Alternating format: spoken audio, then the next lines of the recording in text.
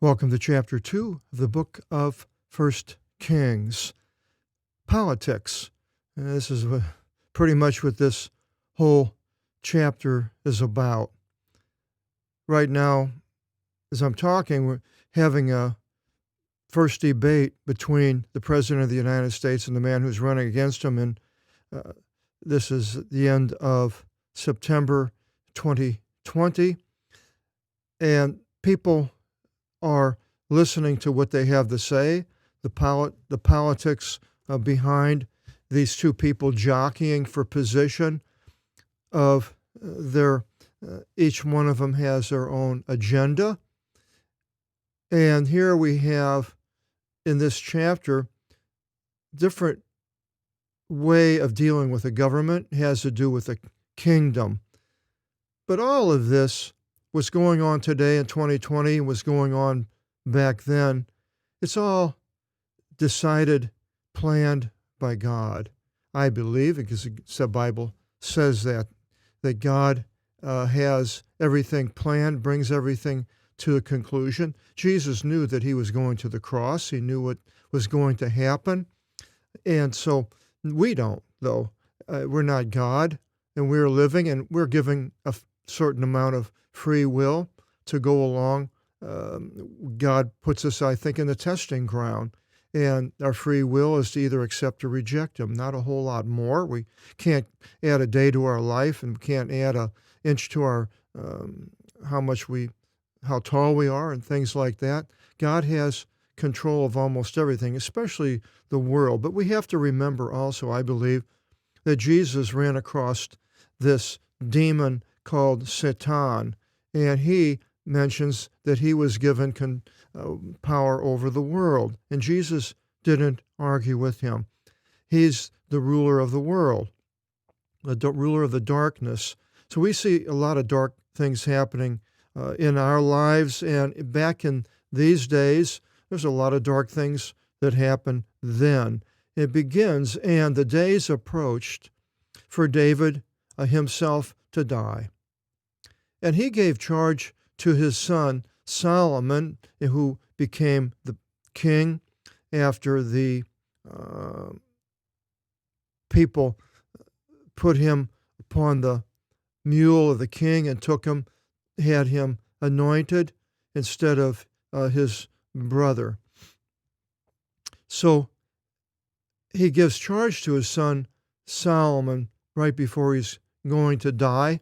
And he says, I am going in the way of all the earth. Well, that means he's going to be dying. I go the way of all the earth. I'm going into the ground. And you be strong. You shall be strong. And you shall be a man, manly. He is a man, so this is a figure of speech. You shall be a man. And the figure is manly. This is the type of a person he's to be. It's not that he was a woman, he's going to become a man, but no, this is what he is to be, a strong, manly. And you shall guard the watch of the Lord your God. Now, men are different than women, of course. You shall be strong. You could say that with women, you should be as strong, but generally it's tied into a man, guarding the watch of the Lord. Most of all this was done by men. In fact, they all was. To go in his ways, God's ways, this, Jesus is the way for us in the New Testament. To guard his commandments, 10 commandments and other commandments that are in the Bible. The ordinances, these are all legal terms.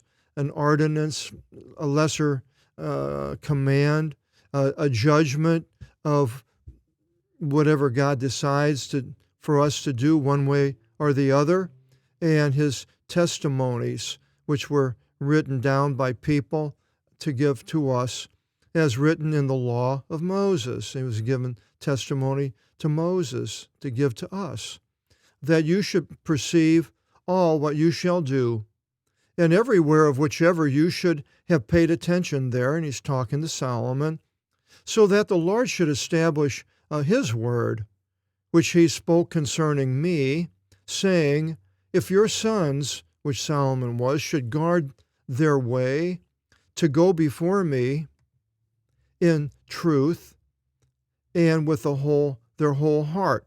Now, the heart is a muscle, but it's used as another figure of speech of something that is an impulse of affects a person's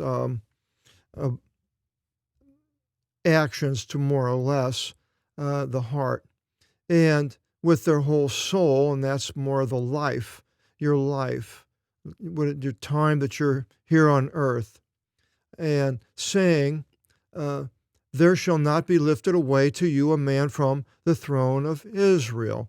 And this is what God told David, and he's telling Solomon, this is it, if you do all these things. And now, you know what Joab, son of Zeruiah, did to me. Joab, remember, was the commander-in-chief of David's army. He was there when David gave a letter to him to put Uriah the Hittite at the front and have him killed. So Joab knew everything about David. But Joab did certain things. We see right here and what he did, and what he did to the two rulers of the forces of Israel, to Abner son of Ner and to Amasa son of Jether, and he killed them and ordered up the blood of war for peace, and put innocent blood on his belt. Abner was the commander of Adonijah, I believe he was the son of Saul, and he was going to be king, wanted to be king, and Abner was over the 10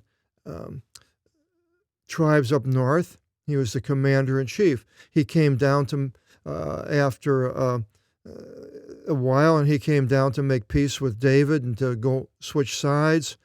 And Joab heard about it and killed Abner by treachery. And then later, with David's son Absalom, when he revolted, Amasa was the commander-in-chief.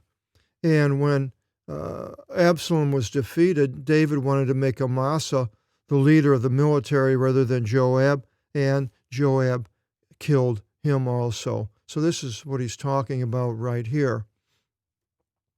And you shall do according to your wisdom, and you shall not lead down his gray hair in peace into Hades. That is, Joab is not to go down into alive without basically going to put him to death. And to the sons of Barzillai, who was a confederate of David, the Gileadite, you shall have mercy. He lived on the eastern side of the Jordan. You shall have mercy, and they shall be at the eating of your table. For so they drew near to me in my fleeing from the face of your brother Absalom. He brought all kinds of goods for David's men. And behold, with you is Shimei, son of Gerah, son of the Benjamite from out of Bahurim. And he cursed me a grievous curse in the day in which I went into camps. So when David was fleeing from Absalom, went across the Jordan, the Shimei came and started throwing dust in the air and rocks at everybody and causing nothing but problems. But yet David didn't kill him because he thought, well, maybe this is from the Lord. So now, a time of reckoning for Shimei. And he says, and he went down from meeting me at the Jordan, and I swore by an oath to him by the Lord, saying, I shall not put you to death by the broadsword. And you shall in no way acquit him. Now I can let him go. For you are a wise man, and you shall know what to do with him, and you shall lead down his gray hair with blood into Hades, again to do away with him. And David slept with his fathers. Again, Jesus talks about the sleep. I believe that we will go to sleep. And when we die a physical death, and we will be awakened by Jesus at a time that he would have us awaken.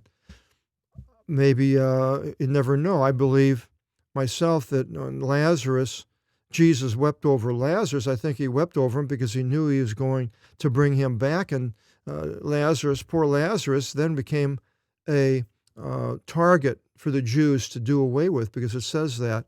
And here he was in sleep. He was being in heaven in sleep, but he had to come back. There was a song 30, 40 years ago by a man named Carmen.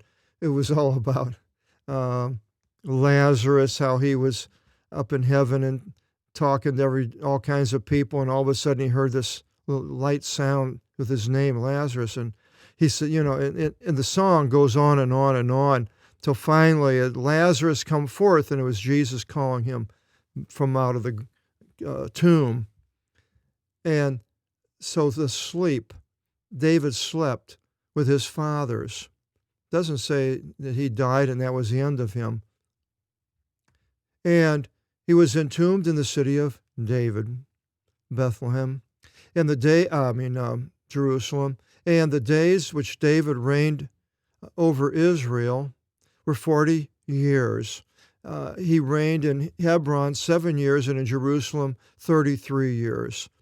Now, and he was 40 years old when he took reign, it says in 2 Samuel, so that means 70 years when he died, unless he lived after the reigning for maybe, who knows, maybe 4 or 5 years after Solomon takes over, maybe more. It doesn't say. And Solomon sat upon the throne of his father. Thronu is a transliteration into English. And his kingdom was prepared exceedingly. David prepared all sorts of things for the temple to be built, and giving instructions to Solomon. And Adonijah, son of Haggith, entered.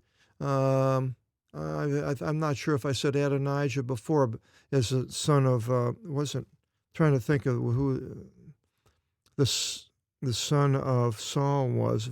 I don't remember. But Adonijah was the older brother of Solomon, son of Haggith. And so he was the one in the last chapter we saw that was thought that he was going to reign, was having a feast, and found out otherwise that he wasn't, and took a hold of the horns, and Solomon said, go to your house and basically behave, you'll be okay. But Adonijah enters, a son of Haggith, the wife of David, enters to Bathsheba.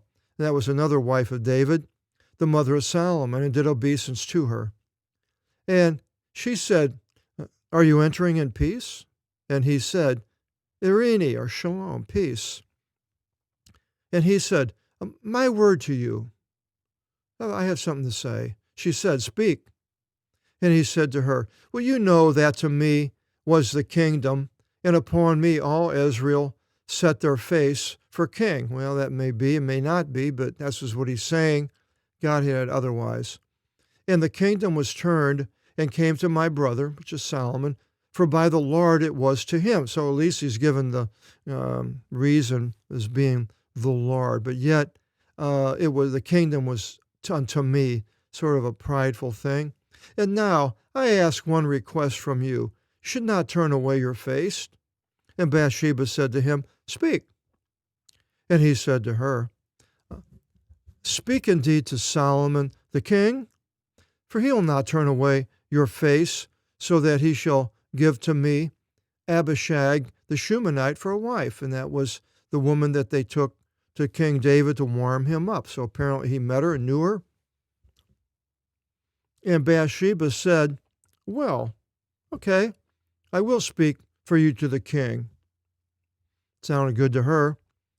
And Bathsheba entered to the king, to King Solomon. Now here's the difference between women and men. In this place here, the woman is going along. She's trying to do the right thing. And yet, in the eyes of the man, there are other things rather than just being uh, a, a gentle woman and trying to do something good. He's looking at other possibilities. I see this as sort of a difference between men and women. And, well, I'm not going to say any more about women ruling. I'm old school. And, but Bathsheba entered to the king, Solomon, to speak to him concerning Adonijah. And the king rose up to meet her and did obeisance to her on the ground and sat her upon the throne. And a throne was set for the mother of the king, and she sat at his right. And she said to him, I ask one small request from you. You should not turn away my face. And a woman asking a man, men try to please women on the whole. Now, of course, not all the time, but in this case it was the son trying to please the mother. And the king said to her, well, ask my mother, for I not turn away from you. And she said, well, let there be given indeed Abishag the Shumanite to Adonijah your brother for a wife. All right? And the king Solomon answered and said to his mother, and why are you asking for Abishag for not Adonijah? Then ask for him the kingdom, for this one is my older brother over me. He should have been king possibly. And with him are Abiathar the priest, and with him Joab, son of Zeruiah, commander-in-chief, his companion. And King Solomon swore by an oath according to the Lord, saying, thus may God do to me, and thus may he add to it, for Adonijah spoke this word against his own life. So the good thing that Bathsheba comes in turns out to be death to his older brother. This is what I mean, politics. They did it differently in those days, put people to death. And now, as the Lord lives, who prepared me and put me upon the throne of David my father, and he made to me a house, as the Lord said, that today Adonijah shall be put to death. And King Solomon sent out by the hand of Benaiah, son of Jehoiada, and he did away with him. So as Benaiah becomes a right-hand man or a general, major general for Solomon. And Adonijah, he died, killed his brother.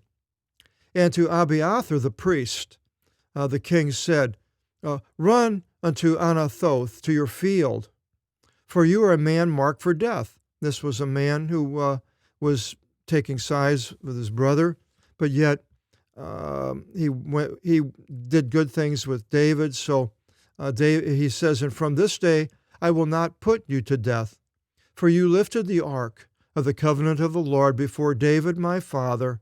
When they went across the Jordan, he went with them, and because you were mistreated in all ways which my father was mistreated. Well, wait a minute, no, Abiathar stayed over there, stayed with Absalom, I believe. Zadok went across with them.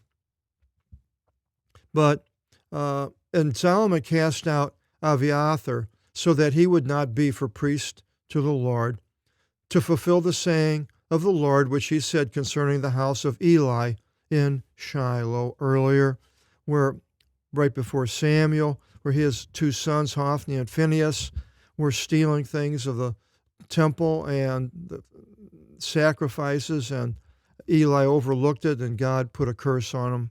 And so here is the end of the house of Eli as far as priesthood. And the report came unto Joab. So Joab, the general, is hearing these things, and he was with Absalom and Adonijah. He wasn't with Absalom. Joab stayed with David when he went across the Jordan, but with Adonijah, the son trying to become king, then Joab joined him, not Solomon. For Joab was leaning after Adonijah and did not turn aside after Solomon, so he made a big mistake. And Joab fled to the tent when he heard of the Lord, and he held the horns of the altar, thinking that by holding the horns of the altar, it worked for Adonijah earlier, where Solomon didn't put him to death. Originally in the last chapter, it mentions that. And it was reported to Solomon, saying that, well, Joab has fled into the tent of the Lord. Behold, he holds the horns of the altar. And Solomon sent Benaiah, son of Jehoiada, saying, Go and do away with him. And Benaiah came to Joab in the tent of the Lord and said to him, instead of just killing him right there, because this is an important man, thus says the king, come forth. And Joab said, I do not go forth, for here I shall die. Well, Benaiah going, oh no. He returns and said to the king and saying, well, thus Joab has spoken, and thus he answered me. Wouldn't go outside. And the king said to him, Go, and do to him as he has said, and do away with him, because he said, There I'll die. And you shall bury him and lift away today the blood which Joab poured out freely from me and from the house of my father.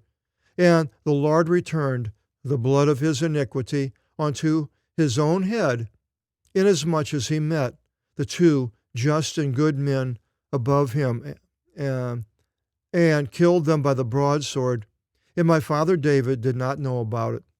Abner the son of Ner, commander-in-chief of Israel, and Amasa, son of Jether, commander-in-chief of Judah. And let their blood return upon his head and upon the head of his seed, that is Joab, to the Eon. And to David and to his seed and to his house and to his throne, may there be peace. Looking out for himself, by the Lord and to the Eon. And Benaiah, son of Jehoiada, ascended and met him, that Joab, and killed him. And they entombed him in his house in the wilderness. And the king appointed Benaiah, son of Jehoiada, instead of Joab, over the military. And the king appointed Zadok, the priest, as foremost priest instead of Abiathar. And he was the one that went across the Jordan with David. One last person. And sending, the king called Shimei, and he said to him, that was the man who was cursing David when he went across the Jordan, build to yourself a house in Jerusalem and settle there, and do not go forth from there, not at all. And it will be in the day that you exit and pass over the rushing stream Kidron, and know that to death you will die. Your blood will be upon your head. And Shimei said to the king, well, the thing is good. It's not going to die, which you have spoken, O my master, O king. Thus shall your bondman do. Oh, yeah? Find out different. And Shimei settled in Jerusalem 3 years. And it came to pass after 3 years that 2 bondmen, slaves of Shimei, ran away to Achish, son of Maacah, king of Gath.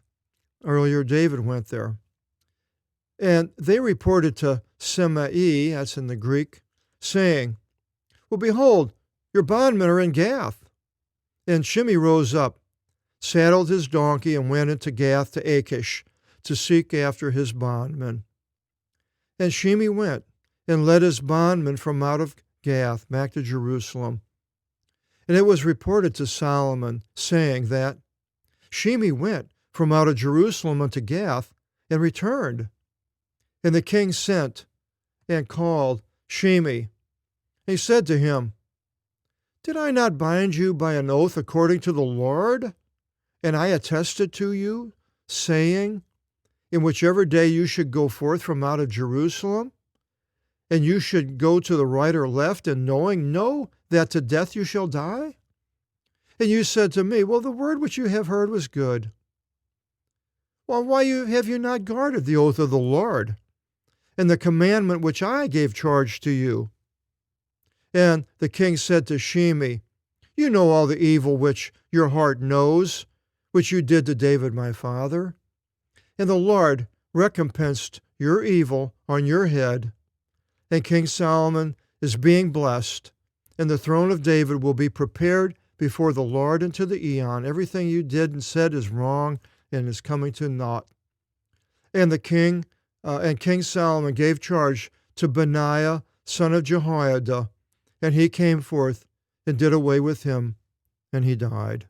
So Benaiah's killing these people by King Solomon at the very beginning to clear the way for Solomon's reign without somebody coming against him. That's how they handled the politics in those days. Interesting chapter 3, very important chapter in my life. I'll relate it to you in the next chapter. So hopefully you'll join us in chapter 3, and until then, God bless.